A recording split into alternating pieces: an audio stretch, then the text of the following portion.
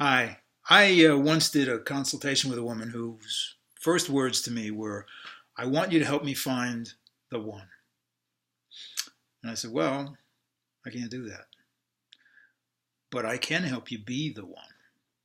Well, that got her attention. And she actually went on to do some pretty terrific work. And the way she did it really was to begin to pay attention to that interior dialogue between her dream world and her waking world. Now, look, in the culture today, there are all sorts of dating apps that promise us the experience of meeting the one. And I've been on those dating apps. I'm sure a lot of you have been as well. You take a lot of time, you put together a profile, you talk to friends about what kind of photographs you should put up there and all this kind of stuff. And there's books you can read all about this stuff. And you go in search of the one. And in my experience, I was fortunate on a couple of occasions to meet some very attractive, interesting women. And on most occasions to meet some women that I wasn't particularly interested in. And Lord knows they weren't interested in me. So it was the old numbers game. You get out there and you kind of put yourself out there is the phrase that's used. The problem is that what generally happens is even when you get into one of these relationships, is you tend to repeat the same patterns that really didn't work in previous relationships.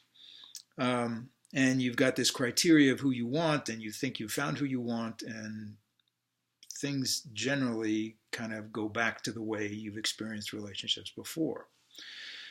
So I want to give you an example of a man I worked with who was quite well off. He worked for a hedge fund. He didn't own it, but he worked there and he made a lot of money. So much so that he had an apartment in Manhattan and two vacation houses and what he called the golden handcuffs. He was also in a relationship that had been going on for about 10 years. And he had recently discovered that his partner was cheating on him. So he was not in a good state of mind, even though from an exterior standpoint, he was, quote, an attractive male. I mean, he was a good-looking guy, and he had a lot of money, and life should have been better for him than it was. And over the course of time, he extracted himself from the relationship. And as we were working, this is a guy who didn't put a lot of stock in his dreams, didn't remember his dreams very much, but one day he came in with one. And the dream was that he was driving over the Brooklyn Bridge, and he rolled down the window, and he felt the air from the river on his face.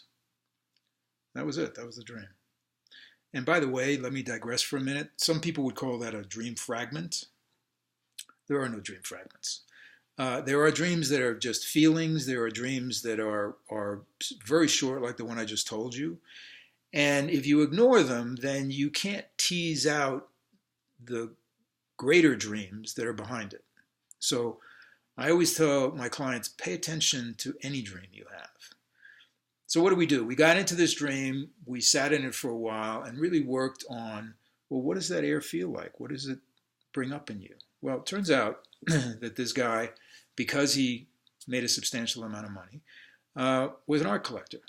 Again, not billions, but a substantial art collection. And it had always been his hobby. He went to art shows, all that sort of stuff. And in the course of working on this dream, he said, but my real secret passion is to become an art dealer. But I can't do it because I have this job in these houses and, all this stuff. Okay. So time went by, and lo and behold, his hedge fund folded, went belly up. So here he was with this desire and no job. And so we decided, well, let's take a look at what this would be about as if you pursued this. So who does he choose? He chooses somebody to talk to who did have an art gallery and went bankrupt. And she told him, you're out of your mind. Don't do this. It's ridiculous. Okay. Well, you kind of have to look at that and say, well, geez, it's interesting you would make that choice as that's the person you're going to talk to about to see whether this is possible or not. Now, over time, it became possible for him. And he laid out a plan. He thought, okay, here's what I'm going to do. I'm going to figure out how to set this art gallery up. and then I'm going to look for a relationship. And the gods laughed. Why? Because his relationship showed up in the middle of the chaos of him extracting himself from properties and a particular corporate life into this life that he wanted. And that's how it happens.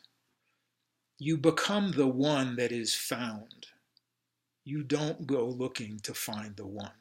It's a futile effort. It's a fool's errand. Now, you can all point to stories, and all these websites do point to stories where it worked.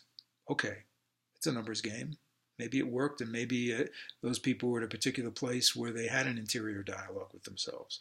But the idea really is that in order to get into a lasting relationship, you have to have that relationship with yourself. You have to have that internal dialogue with yourself, and you have to become fearless to be who you are.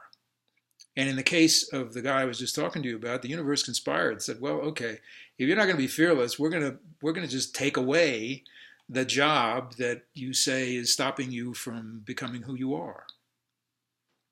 That's the name of the game here.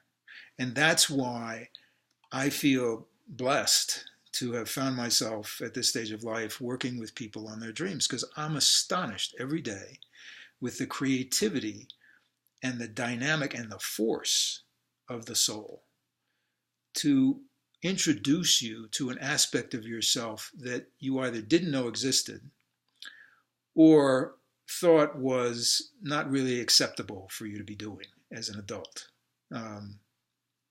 So just to circle back to the woman I told you about initially, you know, it's interesting. There's two pieces about this. One is these kinds of things take time. And that's why we go to dating apps, because we don't want to take the time. It doesn't work, but it's what we do anyway.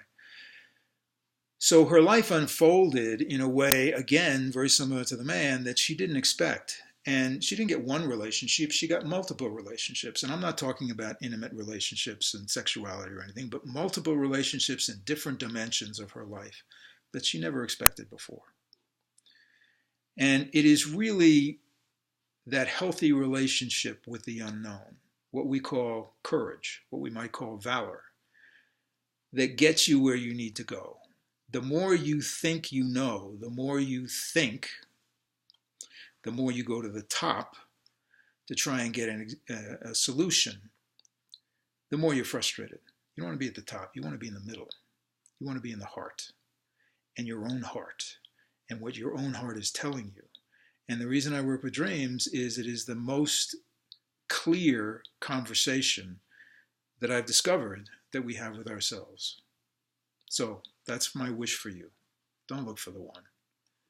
Be the one. Thanks.